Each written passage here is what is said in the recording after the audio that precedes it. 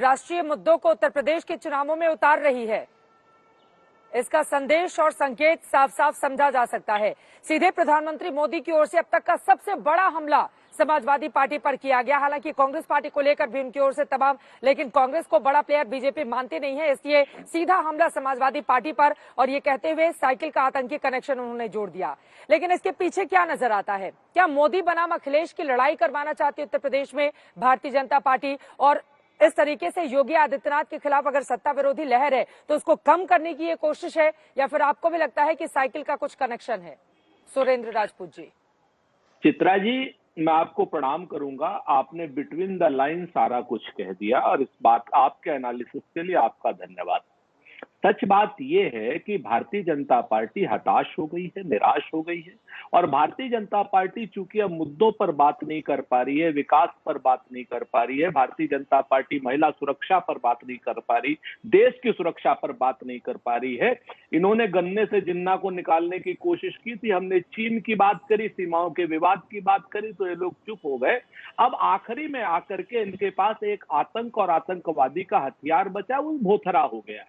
ये विपक्ष के नेताओं पर कभी कुछ आरोप लगाएंगे। अब आखिरी आरोप इन्होंने आतंक का और आतंकवादियों का लगाया और विपक्ष के चुनाव चिन्ह पर लगाया, और इन्होंने इस पूरे देश बाटला हाउस एनकाउंटर की याद दिला रहे हैं। राकेश त्रिपाठी ने इसके पहले जिक्र किया कि आंसू कौन बहा रहा था उस पर।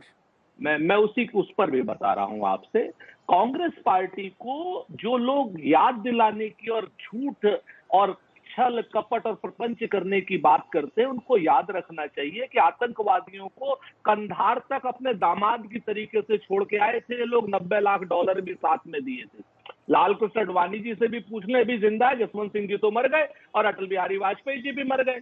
इन कायरों ने तो 4 आतंकवादियों को स्टेट के प्लेन में ले जा करके, और उस वक्त वो डोभाल साहब भी थे, और डॉलरों के पता नहीं कितने नोट थे, हमें भी नहीं पता है, 4 को। और बाकी जो कश्मीर में इन्होंने पीडीपी के साथ किया, मसरत आलम को छोड़ा, अंद्रिया आजादी को छोड़ा, उसकी तो आप फिनीश को छोड़ दीजिए। खैर, मैं आपको एक चीज बताता हूं, मुद्दे की बात बताता हूं, क्योंकि इनके मुद्दे पे हमें नहीं फंसना है। हम आज भी बात करते हैं कि बेरोजगारी की बात कीजिए, आतंकवाद के मुद्दे पर हम आपके साथ हैं। जो लोग भी आतंक और आतंकवादी हैं, उनको पकड़िए, फांसी दीजिए, कोर्ट उनको कुछ करे, आप उनको कुछ कीजिए, उसमें हम आपके साथ।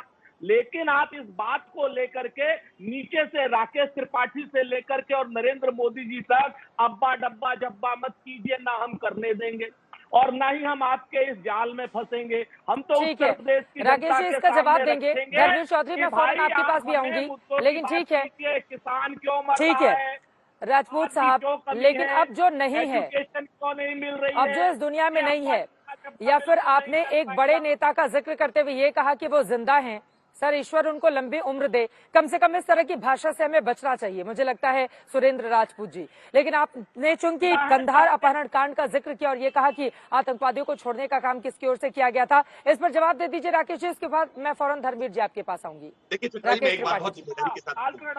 कंधार कांड का जब ये जिक्र करते हैं तो सुरेंद्र राजपूत जी को अपने गिरेबान के भीतर झांककर देखना चाहिए कि जब देश के नागरिकों को होस्टेज बना रखा गया हो, उनको बंधक बना रखा गया हो, तो देश के नागरिकों की सुरक्षा करना जरूरी है। और ऐसे में अगर किसी कुश्ती में बार्गेन करना पड़ेगा तो हम बार्गेन करके देश के नागरिकों की सुरक्षा जरूर करेंगे। लेकिन हम आज बता रहे हैं, मुंबई ब्लास्ट के बाद कैसे हाथ पर हाथ धरे डॉक्टर मनमोहन सिंह की सरकार बैठी थी। आपके गृह मंत्री कपड़े बदल बदल करके जाकर के मौका मुआयना कर रहे थे। लेकिन आज भारत में नरेंद्र मोदी जी की सरकार है, तो आज पुलवामा अटैक के बाद घर के भीतर घुस करके करने का मुद्दा रखती है, एयर स्ट्राइक करने का मुद्दा रखती है। आज राजपूत जी से सबूत मांगते हैं, पत्थरबाजों से मुकदमा हटाएगा।